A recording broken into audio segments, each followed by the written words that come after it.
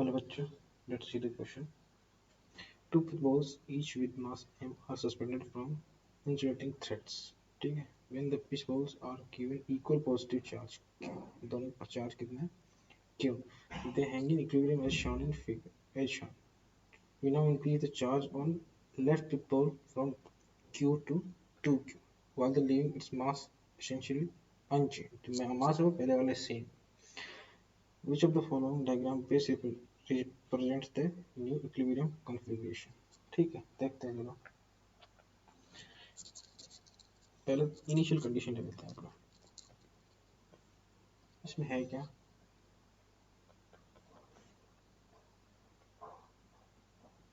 दो बॉल.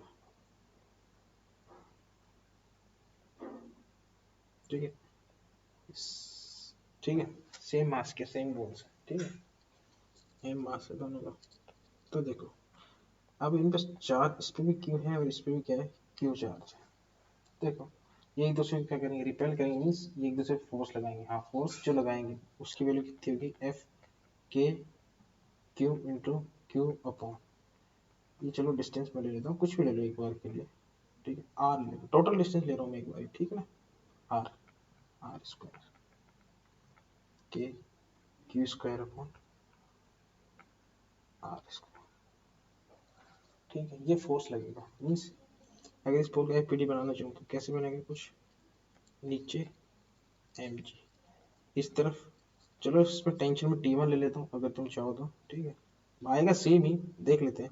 इसको रिपेल करेगा तो इस तरफ F. ठीक है, ये थीटा तो ये भी थीटा, क्योंकि यहाँ T1 आएगा.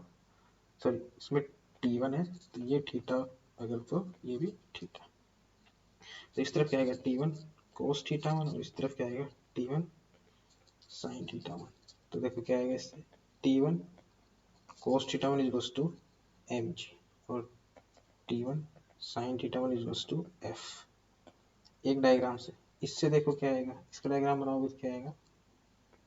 नीचे एम जी, वापस से भाई ये वर्टिकल से थीटा, ये T2 ले लेता हूँ मैं तो ये भी थीटा. तो यहाँ क्या है? T2 कोस थीटा और इस तरफ और इस तरफ. इस तरफ क्या है? रिपल्सिव फोर्स लग रहा है और इस तरफ क्या आएगा? ये T2 साइन थीटा. तो देखो F इक्वल टू क्या है? T2 sine theta. तो देखो, सॉरी थीटा 1 नहीं है, थीटा ही है अपने को.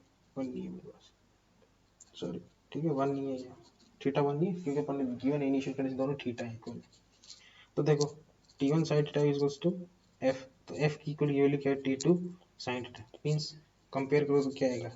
T1 equals to T2. ये तो पता चला दोनों थ्रेड्स में क्या आएगा? टेंशन है वो सेम आएगी. ये इनिशियल कंडीशन है. ठीक है, आपके पास फोर्स की वैल्यू क्या है इनिशियली? ये. ठीक है, सॉरी,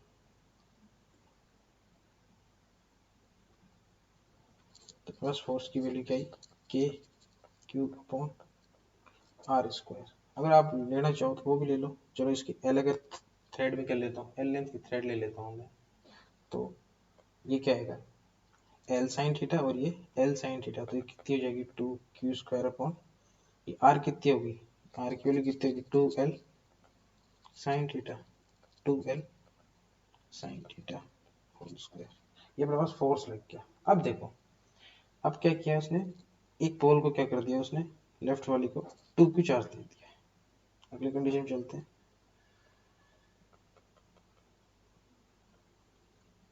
चलो अपन अज्यूम नहीं करते हैं, चलो अपन देखते हैं कि यहाँ अगर मैं थीटा 1 ले लूँ, यहाँ थीटा 2 ले लेता हूँ, अपन क्या पता कैसा कन्फिग्रेशन बने बाद में. इसमें T1 टेंशन ले लेते हैं, इसमें T2 टेंशन ले लेते हैं. अब देखो फोर्स, इसमें चार्ज कितना आएगा? 2Q और इसमें Q. तो फोर्स कितना लगेगा?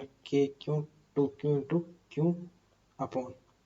अब देखो ये जो डिस्टेंस आएगी वो कितनी आएगी? ये L है तो ये L साइन थीटा 2 और ये कितनी आएगी? ये लेंथ L है तो ये कितनी आएगी? L sign theta 1. तो ये कितनी होगी? L sign theta 1 plus L sine theta 2 का होल स्क्वायर. ठीक है, अब यही फोर्स इस पे भी लगेगा इस तरफ और यही फोर्स इस पे भी लगेगा, क्योंकि जो कॉलम्स फोर्स होता है वो क्या होता है? एक्शन रिएक्शन पेयर होता है. ठीक है, मतलब जितना ये इस पे लगाएगा उतना ये इस पे लगाएगा। तो देखो अपन देखते हैं ये पीटी, ठीक है, यहाँ लग रहा है T1, नीचे mg, और इस तरफ फोर्स, इसको डैश ले लेते हैं अपने एफ डैश, ठीक है। तो देखो वर्टिकल से ये θ1 एंगल बना रहा है, तो ये यहाँ से कितना बनाएगा θ1, तो ये क्या आएगा T1 cos θ1, और यहाँ क्या आएगा T1 sin θ1। तो देखो क्या क्या वैल्यूज आई, एफ डैश की वैल्यू क्या आई मेरे पास T1 sin θ1, और mg की वैल्यू क्या आई T1 cos θ1। तो देखो ये एक ले लो, सेकंड इक्वेशन लो, तो T1 की वैल्यू निकालने के लिए क्या करता हूँ, दोनों को स्क्वायर करके क्या करता है, ऐड कर देता हूँ। तो क्या आएगा T1 square sine square θ1 plus T2 cos square θ1 equals to F1 square plus mg whole square. तो देखो इससे क्या आ जाएगा, कॉमन आ जाएगा T2 T1 स्क्वायर, तो T1 स्क्वायर क्या आएगा, कॉमन आएगा, तो अंदर क्या बचेगा cos square θ1 plus cos square θ1।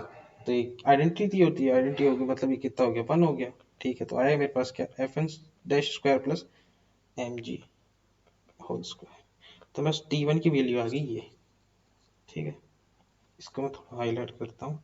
T1 की वैल्यू आ गई मेरे पास ये, ठीक है। अब T2 की देखते हैं सेकंड से, ये इस तरफ T2, ये एंगल कितना बना रहा है θ2, तो इस तरफ θ2 आएगा तो T2 cos θ2, ठीक है, और ये इस तरफ F डैश लगेगा, रिपल्सिव फोर्स नीचे क्या लगेगा mg, और इसका एक कंपोनेंट इस तरफ आएगा, वो कितना आएगा थीटा, T2 का एक कंपोनेंट आएगा T2 sin θ2, दोनों को इक्विलिब्रियम में है तो देख लो इक्वल कर दो, तो T2 cos θ2 वर्टिकल वाले कितने हो गए mg, हॉरिजॉन्टल वाले T1 sorry T2 sin θ2 equals to F dash, दोनों को स्क्वायर करके वापस से वही क्या कर दो, ऐड कर दो, तो क्या आएगा T2 square equals to mg square plus F1 dash square. तो देखो ये वैल्यू और ये वैल्यू तो सेम है, दोनों वैल्यू क्या है मेरे पास सेम है, ये मतलब T1 और T2 क्या आएंगे, दोनों सेम आएंगे। पहली बात तो अपने को ये पता चल क्या आएगी, T1 और T2 क्या आएंगे, सेम आएंगे। चलो ठीक है, इनको मैं ले लेता हूँ T। अब देखो, अब रख लो F1 डैश इक्वल्स क्या आएगा T, तो T1 T2 सेम है, T लग रहा हूँ उसको मैं, ठीक, साइन θ1, और यहाँ mg T cos θ1। एक तो पहले वाले से इससे ही आएगी, दूसरी वाली कंडीशन ये है मेरे पास, ठीक है। दूसरी वाली कंडीशन क्या है, यही है, इसमें क्या आएगा F1 dash equals to T sin θ2, mg equals to T cos θ2। अब देखो ये दोनों इक्वल है, इन दोनों को इक्वल कर लो, तो क्या आएगा T1 cos θ1 इक्वल्स टू क्या आएगा T cos θ2, T से T कैंसिल, तो मतलब cos θ1 equals to cos θ2 means इसका मतलब क्या cos θ1 इक्वल्स टू cos θ2, मतलब ये जो एंगल भी बनेगी वो भी दोनों क्या होंगे, इक्वल होंगे। लेकिन एक बात, पहले फोर्स कितना लग रहा था, देखो पहले फोर्स कितना लग रहा था, अब फोर्स कितना लग रहा है उस पर डिपेंड करेगा। देखो पहले फोर्स कितना लग रहा था ये, ठीक है, ये वैल्यू, अब चार्ज क्या हो गया है, यहाँ बढ़ गया है, यहाँ चार्ज क्या हो गया, बढ़ गया है, तो मतलब ये जो थ्रेड है वो क्या हो जाएंगी, थोड़ी सी और स्प्रेड हो जाएंगी। समझ में आई बात, तो पहले वाली कंडीशन थी, ये इनिशियल कंडीशन थी, तो इससे क्या होगा, जो थ्रेड्स हैं क्योंकि इस पर जो फोर्स लगेगा वो क्या हो जाएगा थोड़ा ज्यादा, और ये, ठीक है। अब तुम चाहो तो इससे कैलकुलेट कर लो, तो क्या आएगा F1 डैश क्या आएगा 2k स्क्वायर अपॉन, ये थीटा दोनों का क्या आएगा सेम आएगा, तो ये क्या आएगा 2l, अब थीटा मान लो ये थीटा दोनों का सेम आएगा, इसको मैं फाई ले लेता हूँ कोई जो बाद में बना है, ठीक है, θ1 θ2 इक्वल टू फाई, क्योंकि हमने थीटा तो दे रखा है पहले से, ठीक, तो क्या आएगा साइन फाई।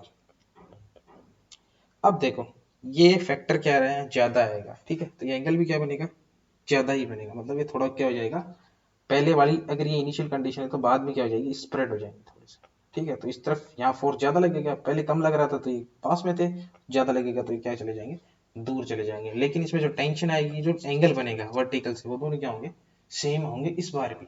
तो देखो ये दोनों सेम ही रहेंगे, नहीं, ये बात तो सही कि एंगल इक्वल आएंगे, लेकिन ये क्या हो जाएंगे, थोड़े थीटा से बढ़ जाएंगे। ये तो ऑब्वियसली गलत है, दोनों इक्वल बनेंगे, ये भी गलत है। हाँ ये बात देखो, फाई जो लिया है अपने थीटा से क्या लिया है, ज्यादा लिए, क्योंकि थोड़े स्प्रेड हो गए, ठीक है ये।